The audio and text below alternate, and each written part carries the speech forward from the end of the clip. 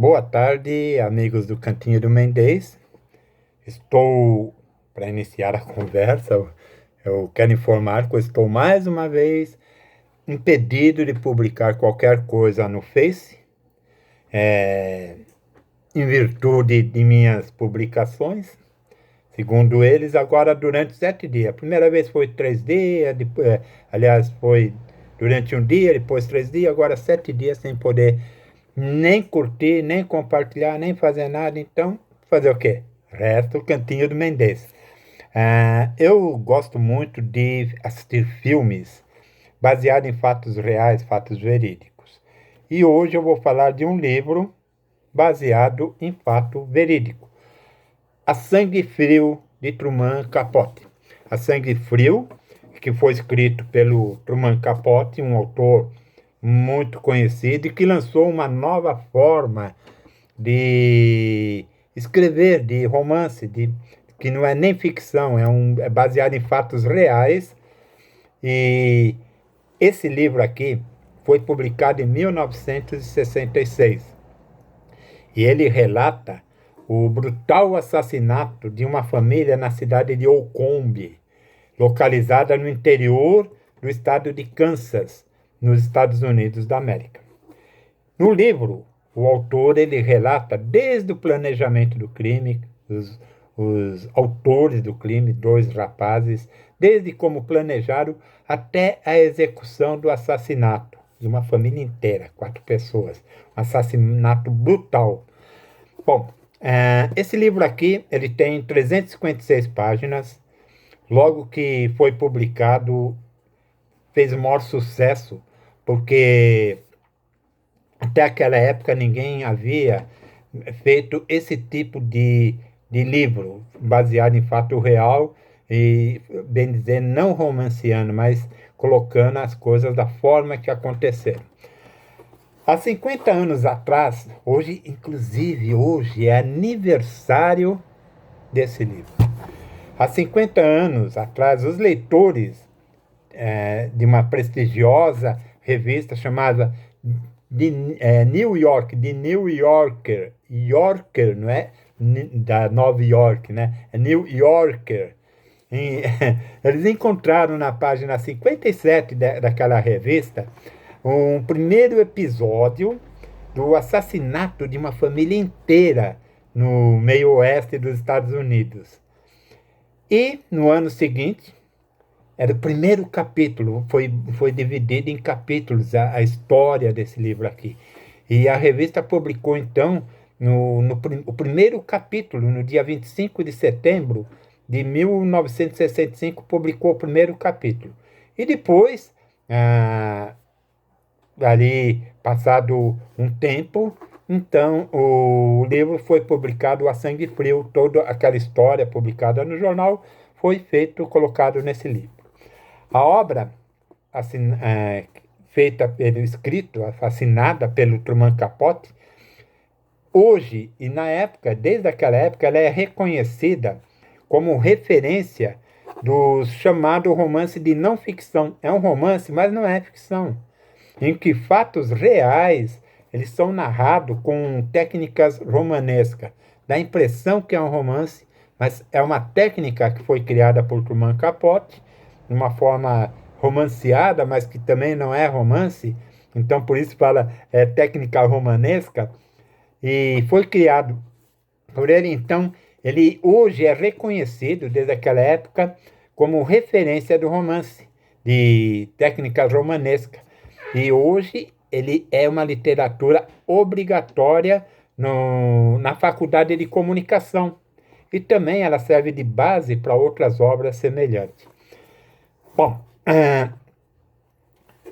6 anos antes da publicação do livro, o Capote ele leu uma breve notícia sobre o assassinato da família Cluster, né? Na edição de 16 de novembro de 1959, no jornal The New York Times. Agora sim, é New York Times. Aí ele se interessou, ele resolveu se dedicar àquele caso. Ele falou, puxa vida, eu vou procurar saber por que aconteceu isso, quem fez, como é que foi. Então ele se dedicou ao caso, acompanhou cada lance pela imprensa e, e ficou, então, os leitores ficavam aguardando o capítulo que ele ia falar a respeito daquilo. E ele acompanhou desde o início do planejamento até a execução dos dois rapazes que cometeram esse crime. Esses rapazes morreram enforcados, foram executados enforcados. Bom, Capote, ele morreu em 1984, com 59 anos de idade. Não morreu tão velho, com 59 anos de idade.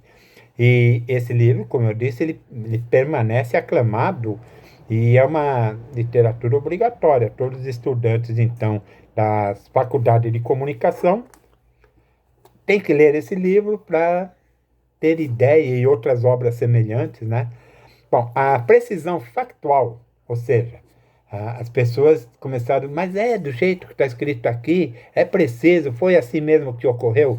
E a precisão, ela foi posta à prova mais de uma vez, porque o Truman Capote, ele era criticado porque ele não gravava as conversas que ele tinha com as pessoas. Ele ficou lá no corredor da morte, conversando com os assassinos, né, fazendo entrevistas quase que diariamente ou semanalmente com eles, e ele não escrevia nada.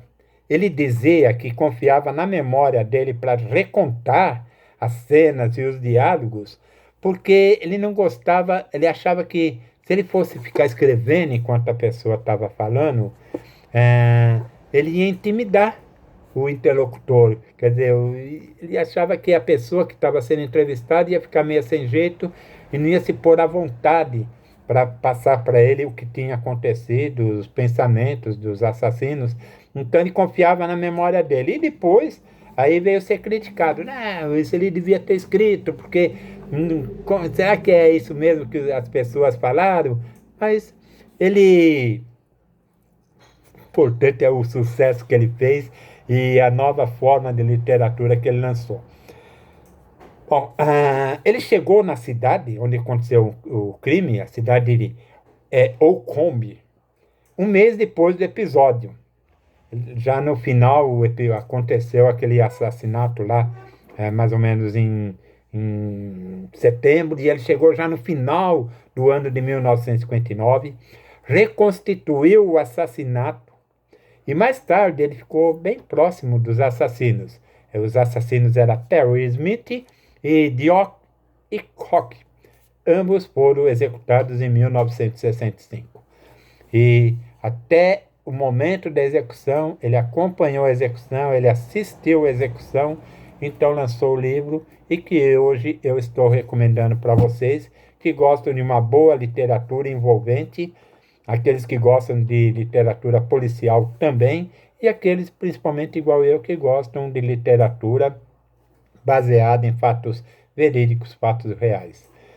Assim que eu puder novamente publicar no Face, aí eu vou colocar os meus comentários lá, como sempre eu faço, a indicação do livro. Hoje, agora só posso estar indicando por aqui, pelo Cantinho do Mendes. Eu não sei o que está acontecendo, o porquê está vendo isso de você não poder colocar determinados comentários. As outras vezes que eu fui, 2 vezes que eu fui barrado de publicar no Face, foi em virtude do livro do Dulce, Benito Mussolini.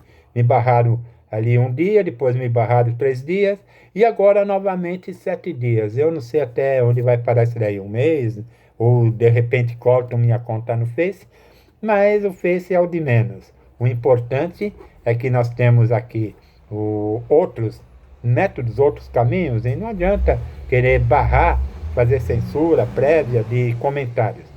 Comento, falo de assuntos políticos, de assuntos importantes, e isto que eu falo aqui é cultura, não tem nada a ver com política.